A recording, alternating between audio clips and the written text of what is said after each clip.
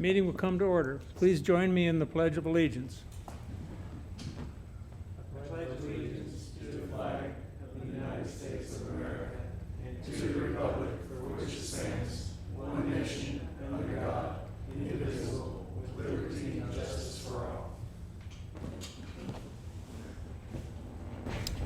Okay, welcome everybody who's here. Sandy Fosdick was unable to make it. She has said that her proxy goes to Jan Sims. Jan's sent me a message that she may be unable to make it and have to Zoom. And I believe Mike Abb is currently Zooming. He's on his way, but he said traffic isn't friendly. He's trying to Zoom, yeah. He's trying to Zoom. Okay. With that, we're going to skip celebrating success. Our honoree had last-minute duty that he had to perform, so we'll catch him later. Next up, the approval of the minutes. The September 22nd regular board meeting. Do I hear a motion to approve those minutes? I'll make a motion to approve the minutes. Thank you, JB. Second. Second by Jerry. Are there any additions or corrections? Anybody catch anything in there? Are we taking them one at a time? Is that what we're doing, or all three of them? We take them one at a time. Okay, that's what I thought. Doug says we have to do it that way. When When he's here, we have to do what Doug says. Okay, in that case, all those in favor of approval of those minutes signify by saying aye or raise your hand. That's 6. Anybody opposed? Hearing none, it's unanimous, 6-0. Next up is the special meeting of the membership, October 4th. I believe this was the announcement of the assessment election. A motion? Motion by Jerry Barron. Second. Second by Jason. Any additions or corrections? We'll vote on those. All in favor signify by saying aye. Raise your hand. Anybody opposed? Hearing none, there are none. 6-0. Next up is the board work session last week. A motion for that? Jackie? I'll second. Jan? Welcome, Mike.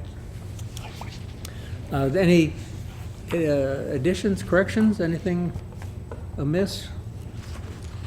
In that case, all those in favor of the board work session meetings minutes, raise your hand. 7. Anybody opposed? Hearing none, there are none. 7-0. Okay, moving on to the Joint Advisory Committee reports. I see Ruth is here for golf. Tom, do you have lakes? I got lakes. You got lakes, okay, go ahead. October Lakes JC meeting, Lake Avalon will be drawn down beginning November 14th, approximately 4 feet. The lake will be allowed to refill beginning March 6th, weather related. The date set for the combined November-December Lakes JAC meeting is Wednesday, November 30th at 2 p.m. An email vote was taken amongst committee members to approve one youth fishing tournament to take place in the fourth quarter of 2022. Teams are made up of 2 youths per boat with an adult on board as driver and nothing else.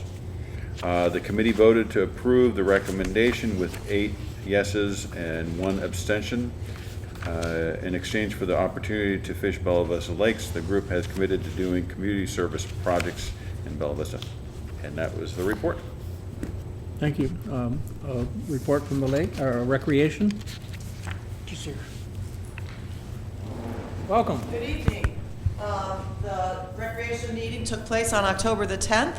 We'll start with the amenity highlights. Branchwood overall was in very good condition.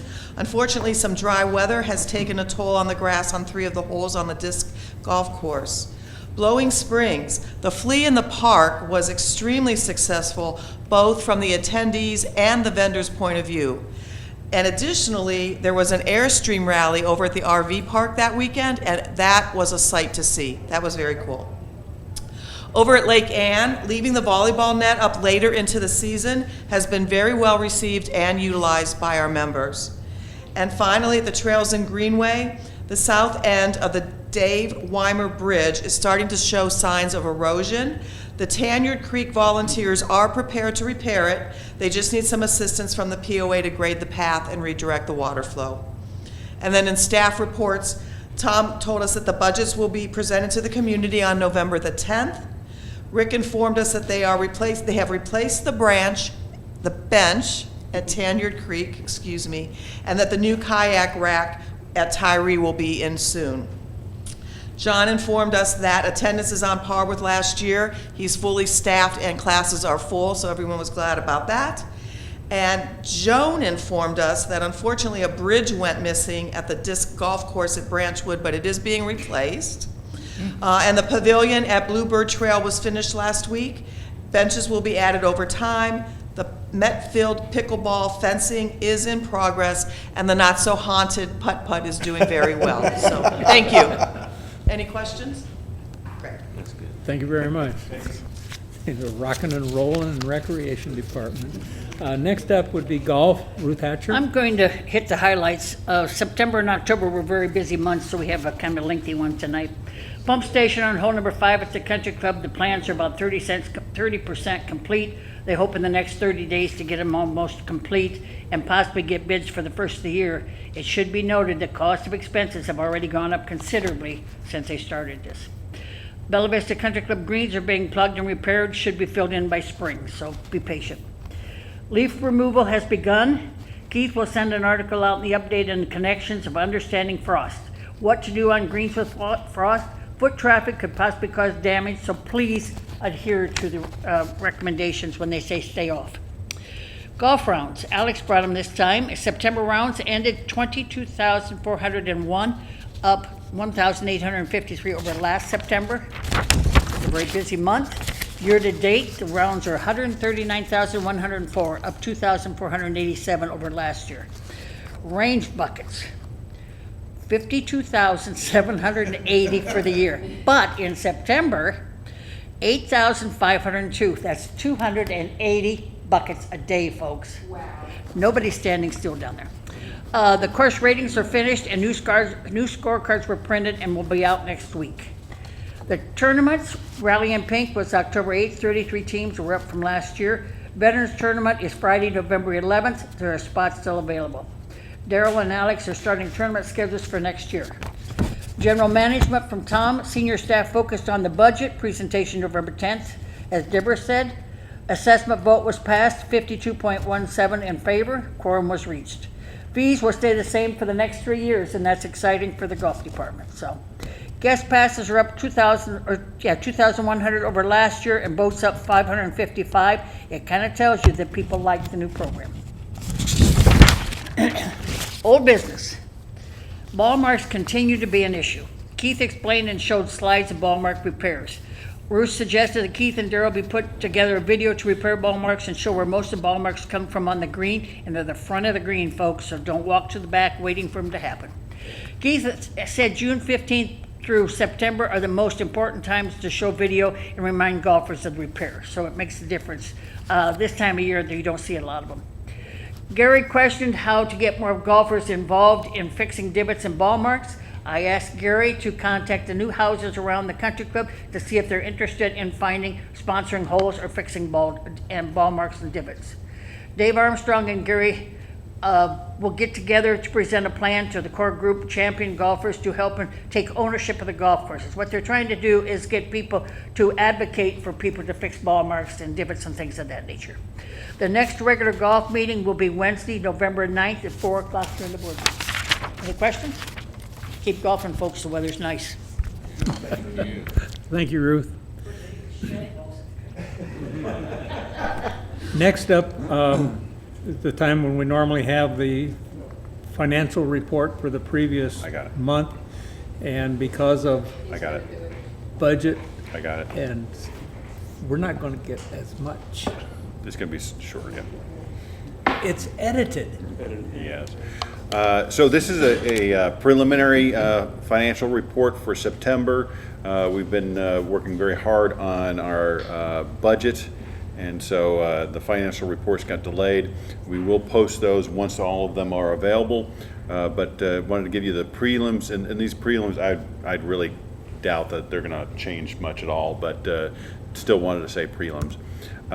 Here is the consolidated, so this is POA and water combined. On the top line, you see for September, revenue was up by $534,000. Gross profit to the better by $473,000. Expenses were over budget by $248,000. We've talked about this in previous months, where in some cases supply chain is picking up, where we're getting these expenses that we've been waiting for so long, and so the expenses were up. But at the end of the day, EBITDA for September was to the better by $225,000. Year to date, consolidated to the better by $3.5 million. Gross profit to the better by $3 million. Expenses are over budget by $249,000. But at the end of the day, the EBITDA year to date to the better by $2.8 million. So we're really having an outstanding year. Just looking at the POA alone, you'll see this is just for September. You see that we did very well revenue-wise, better than budget by $411,000. I know that golf just had an outstanding month. I think they were over by over $100,000. Cost of sales was higher. Food did well, so your cost of sales is going to go up, and also merchandise sales were really good, so your cost of sales is going to increase.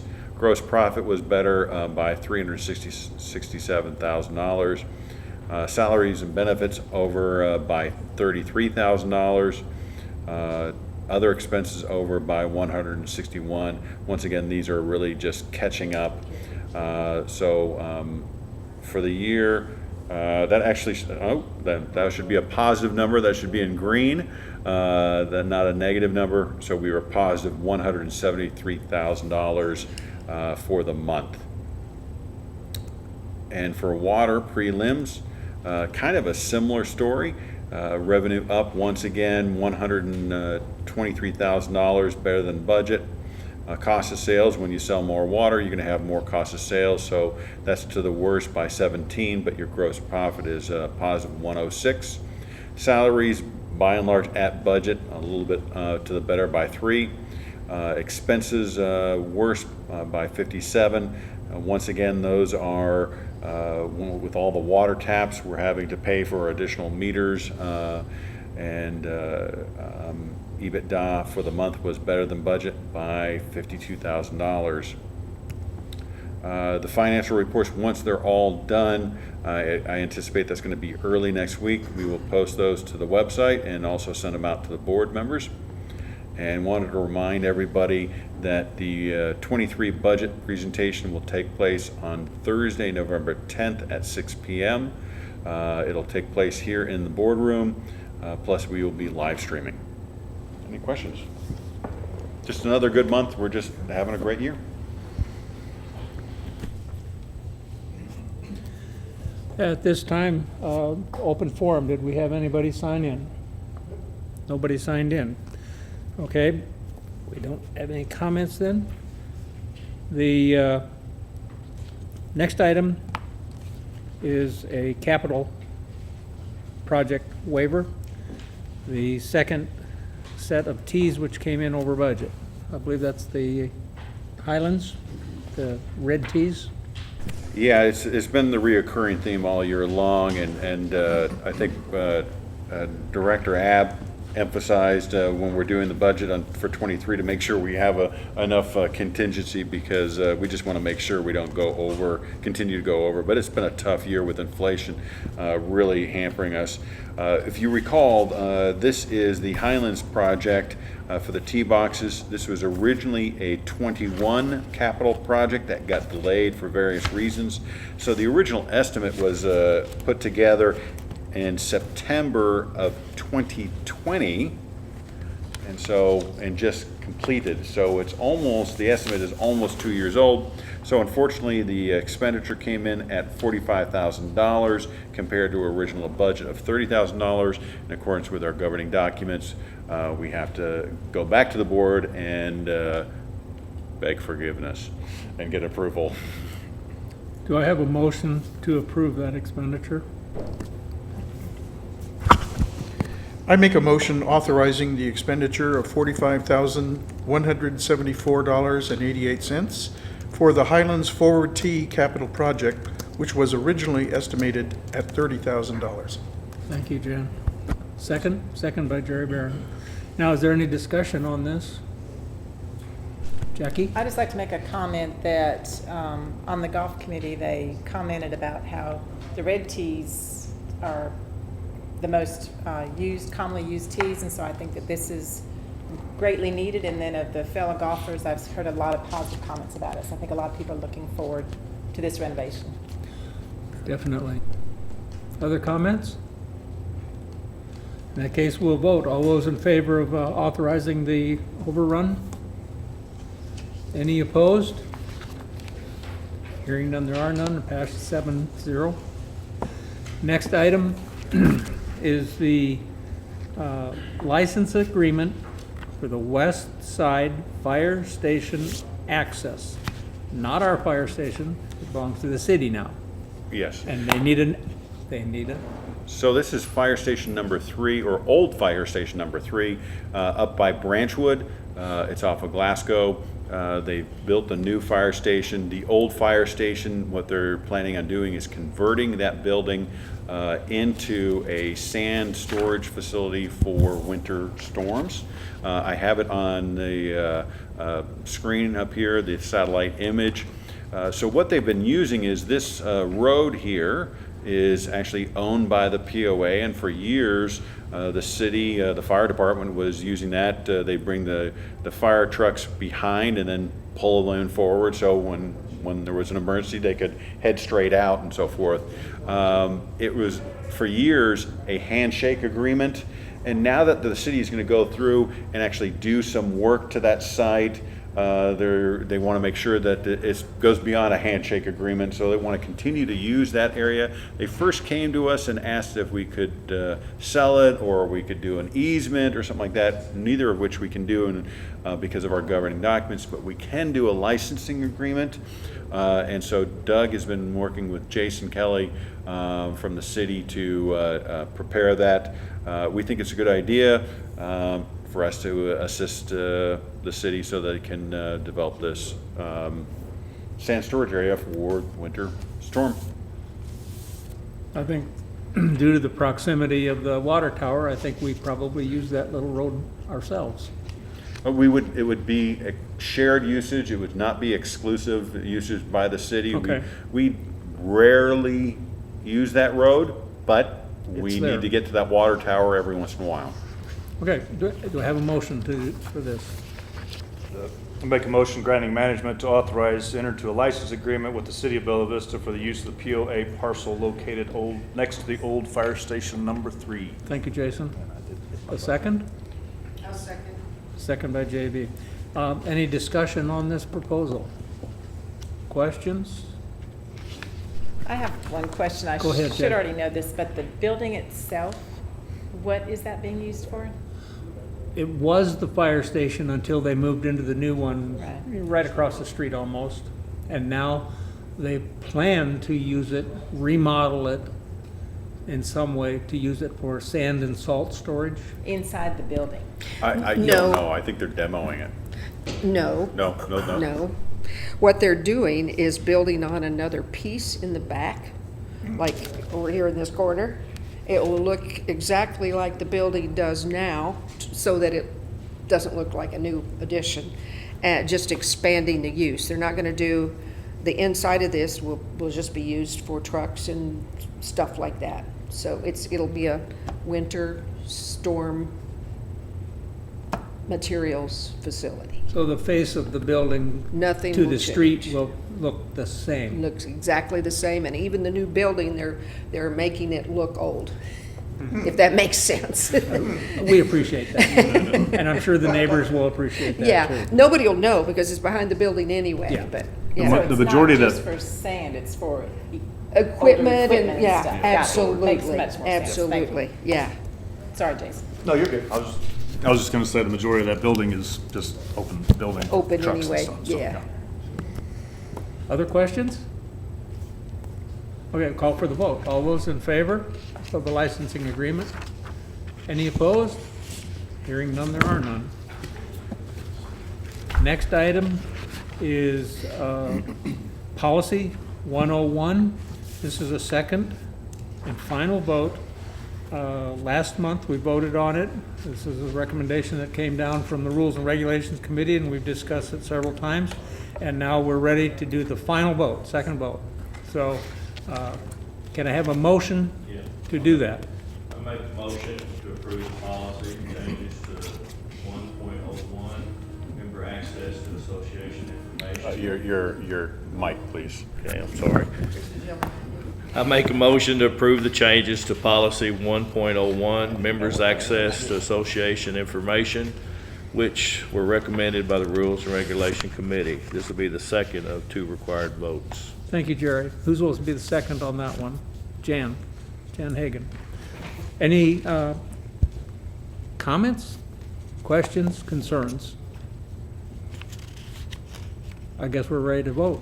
All those in favor of making the change to the policies? Any opposed? Hearing none, there are none. 7-0. Next one up is a similar situation, something that's come to us from the Rules and Regulations Committee. However, this will be the first of 2 required votes. Tom? So the Rules and Regulations Committee has met, and the effort at this time is to go through and make sure that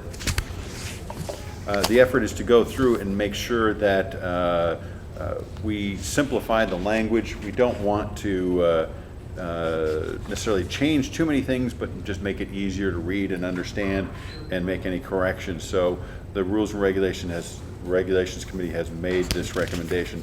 Want to remind the viewers at home, this is a multi-step process. It begins at the Rules and Regulations Committee meeting, which is taped and is available on our website. It then goes to the work session, which is taped and available on a website, and the board reviews it, and then it gets voted upon at a regular meeting. And then it goes through that exact same cycle one more time. It goes back to the Rules and Regulations Committee, goes to the work session again, and then is voted upon the second time. So what you find is typically the discussion amongst the board takes place at the very first Rules and Regulations Committee, and by the latter votes, the board tends to not discuss it quite as much because they've already gone through it all multiple times. So the first one in your board packet, and this information is available on the POA's website, is policy 1.02, which is in regards to establishing, changing, and rescinding our governing documents. There really is not too much of a change there. This is a short one. In the first paragraph under Roman numeral 1, under duties, you'll see that we struck the second line. The Rules and Regulations Committee has the authority to renumber, reorganize association governing documents, followed by approval by the board. This is really redundant with the first paragraph, which is kind of a catch-all, all-inclusive, that the paragraph that allows the committee to make these changes and the board to make these changes. You'll also see down under procedures, under number 2A, it talks about emergency changes with 2/3 vote. That's just an addition. It was always in the governing documents. We just added that for clarity. So that's the first change to 102. To policy 1.03, which is guidelines for association committees. On that one, we struck the Community Involvement Committee, which had been disbanded about 3 or 4 years ago, so we're a little bit late in getting that changed. And then on the second page, under Roman numeral 5, miscellaneous .2, you'll see that we added, by eliminating some additional wording, we actually made some clarity. It currently says any committee may create subcommittees to assist in completing their assigned work. We're recommending we strike the remainder portion of that sentence, and membership on these committees may be approved by the board.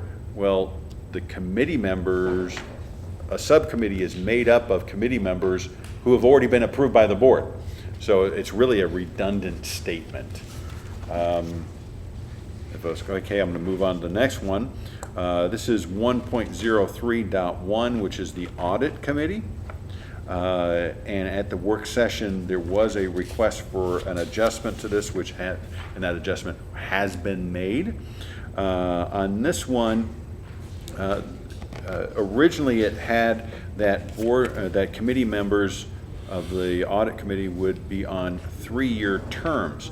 The audit committee is made up of board members, and a board member has a 3-year term, so that means that a committee member of the audit committee would immediately, having been elected to the board, would go on the audit committee. And in reality, the audit committee is one of those committees you really have to have some experience and have some time on the board. It's not required, but it is preferred. So if you were on the board for 1 or 2 years, that would really be preferred when you get on the audit committee. But the way the policy is written, it just doesn't make any sense. So you're automatically have to be on there, or you would serve after your term on the board expires, so that doesn't make any sense. So we changed it to 1 year, but I think there is a clear understanding that in doing committee assignments, it is best that if a board member goes into a second term or something like that, to have that person on the audit committee to have some longevity and so forth is a good thing, because it is a complex committee. So that was one big change. Also, under duties, under Roman numeral 2, you see number 2, periodically review the performance of the auditors, make recommendations to management and the board, review any necessary requests for proposal, RFP, and evaluate responses to effect any necessary changes. And what that is meaning is, if the committee feels that we need to change audit firms, the committee's going to go to the management team and say, hey, go get RFPs. The management team's going to come back with those RFPs, and we're going to work together to decide what company we would go with. And ultimately, that's a recommendation that goes to the board, because the board has to vote what the audit firm is going to be. So those are the changes we're recommending to that policy. And then the last one is the elections policy, which is policy 1.03.2. And one of the changes there was under duties, Roman numeral 1, under number 2. Right now, it says there's a 5-month period. And I want to remind everybody that prior to 2016, there was the elections committee manually counted all of the votes. Since 16, we've been using an outside firm, and that's part of the reason why there was this long lead up, and it just took time because it was just a lot more labor-intensive process, and so we're just trying to shorten that up. We still plan on putting out notices the 1st of December to attract people who may be interested in running for the board. But keep in mind that that notice goes out in December, but if they're elected, their term doesn't start until June. So that's a long lag time, and so we're just trying to shorten that window just a little bit. And then further down, it talks about the committee has the authority to hire a professional outside firm to administer the process. We've been using the same firm for a few years, and having an outside, impartial, arm's length company counting the ballots, that's really advisable. That way we don't have anybody questioning whether we're the committee counted the ballots or correctly or not. On the second page of this, you'll see that what we've done under 13, the committee will ensure ballots submitted up to 30 minutes prior to the annual meeting are validated, counted, and added to the total. So what we're trying to do there is the governing documents allow you to walk in your vote, but if a meeting were to start at 6 o'clock and a person were to walk in their vote right at 6 o'clock, well, we have to go back to the election tabulation company, and it takes them, several, 20 minutes or so. If you recall back in 2016 when we had an assessment vote, we allowed people to show up with their vote all the way till 6 o'clock, and we didn't read the results. We didn't begin that for a half an hour. So by cutting them off, it's at 30 minutes prior, it's a reasonable cutoff to ensure that if we have a 6 p.m. meeting that we can start on time. And then on the last page, you'll see that this policy did not include any reference to assessment votes. Now, there are multiple references to assessment votes in the governing documents, in the declaration and so forth. So Doug went through and just said, look, let's get this in the policy and let's make it easy to read and understandable, because the references that are made in the declaration about the assessment votes, it's in multiple places, and it was written in 65 by an unfriendly attorney. So it's hard to read. So Doug brought it all together all in one spot, made it easier to read, but they can always go back up and look at the governing documents if they have any questions. And that's it. And Doug's friendly. Okay. Ish. Okay, I should make note that Jan Sims has joined us. She's been able to get a connection and join us on Zoom. So, hello, Jan. Okay, now, he went through all of those, but we're going to go through them one at a time. We're not going to do them all at once. So who wants to make a motion on policy 1.02? Sure, I'll do. Thank you, Mike. I make a motion to approve the changes to policy 1.02, establishing, changing, or rescinding policies which were recommended by the Rules and Regulations Committee. This is the first vote of 2 required votes. Thank you. Second on that, Jackie? Okay. Any more questions? Tom has alluded to the fact that we've talked this over multiple times. Any new information? Okay, in that case, we will call for the vote on first of 2 required readings for policy 1.02. All those in favor? Anybody opposed? 9-0. Thank you, Jan.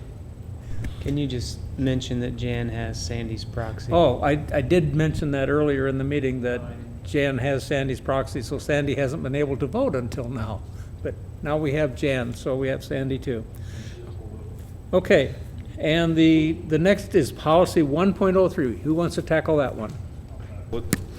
Make a motion to approve policy 1.03, guidelines for association committee, which were recommended by the Rules and Reg Committee. This is the first of 2 required votes. Thank you, Jason. And a second on that? Second by JB. Okay, is there any discussion? Is this the one that got changed last week in work session? No. Next one. Okay. Okay, so I see that I don't see anybody wanting to speak, so I'm going to call for the vote. All those in favor? 9-0. Thank you very much. Who will make the motion on policy 1.03.1, the audit committee? Jackie. Go ahead. I make a motion to approve the changes to policy 1.03.1 audit committee, which were recommended by the Rules and Regulations Committee. This is the first of 2 required votes. Thank you. Second by Jerry. Okay, any discussion on this one? The changes that were asked for got made? Yeah, the one word that was changed was prepare to review. So it used to say prepare, the committee would prepare an RFP, We Okay. changed that to review. Got it, makes sense. Good change. Any other questions? Call the vote. All those in favor? 9-0, thank you very much. Who will make the motion on 103.2? Jerry? To approve the changes to policy. To make the changes to policy 1.03.2, guidelines for functioning of election committee, which were recommended by the Rules and Regulation Committee. This is the first vote of 2 required votes. Thank you, Jerry. Second on that? Jackie? Anybody that sees us laughing here about that, the fellow who takes care of making sure that our membership can see this, has a little buzzer right in the middle of the table. If you don't turn on your microphone, that thing just starts dancing around. So, okay, so we have it motioned and second. Now, back to serious business. Are there any questions or concerns with this one? In that case, we'll go ahead and we'll call the vote for it. All those in favor? 9-0. Moving right along, the next item up is we have to vote to accept. Did you do all? That was the last one. Oh man, we're sailing. We have to vote as a board to implement or accept the members' vote to increase the assessment. So that's our task for right now. Who will make that motion? I make a motion authorizing the increase in assessments for improved properties from $37 per month to $40 per month, with the increase taking effect on March 1st, 2023. This increase in assessments was approved by the membership in accordance with the POA's governing documents. Thank you, Mike. And a second on that one? Jan Hagan. Okay. I doubt if there's any discussion on this. Yeah, he is right. Yeah. We thank the membership for passing this, and they will be rewarded by keeping the fees the same for 3 more years. So it's a win-win. All those in favor of the formal vote to approve the assessment increase? Thank you very much, 9-0. This has to be done by mail, I believe. Is that true, Doug, that this notification has to go out by mail? Yeah, yeah. A And, notice will go out in January. In January, Yeah, correct. 2 months ahead of when it implements on That's correct. March 1st. So, just a So- reminder for everybody, it will kick in on March 1st of '23. 3 years after the 2020 plan was implemented. Correct. Okay. The next item is a proposed capital project for the previously pro shop at the country club, connected to part of the building that's connected to the cart barn. Tom, you want to talk about that, or do you want Doug to talk about that? So this is the old pro shop right now that is being used by our database team. And as we're getting ready for the North Star conversion in early '23, we'd like to renovate this building. The building's been cobbled together multiple times over the years, and it just really is not meeting our needs. On top of that, we have a nasty brown recluse infestation. We've sprayed and sprayed and sprayed, but it's really hard to get them out of there. This would allow us to actually pull all that stuff out of the attic and get them out. We have some nervous employees because of that. And then the last thing is the restrooms that are used by the golfers are really in bad shape, and they need to be renovated. So this would put us in a much better footing, and what we're trying to do is we want to make sure that this renovation gets completed before the end of the year, so that we're not in the middle of renovating and then trying to convert over to North Star, because our database team is a very important part of that North Star conversion. So we're asking that you grant us $28,009 and exactly 99 cents for this project. That's it. And we can always hope that this one I'll won't clue in have an just real quick on overrun. this. I think this is so important for us to continue to look at our facilities where our employees are at and work every day that are so important to us. We all know how hard it is to hire in the current landscape. It's even harder to keep folks. And so being proactive, it's sad that it's come down to the brown recluse thing here. So I hope that we could take a finer comb to future facilities in 2023 and ensure that we keep those up to snuff as well. In just kind of a light, fun thing along with this, if you noticed in the paper, with the POA headlines, it says, they talked of spiders and policies. That's the headliner. I thought that was cute. One other thing on this one, as we've discussed, the cost is being kept low because our maintenance, we're not subcontracting it out, so we're trying to utilize our own maintenance team. And that's a really good point. We are doing a lot of it in-house. The carpeting and the tile work, we're subbing that out. And also, if you think about this, if we needed to go rent office space for these employees, or construct a new building or something like that, it would be a lot more than $26,000. So this is, we're very fortunate that we have an old building that's not being used, and we're recycling it.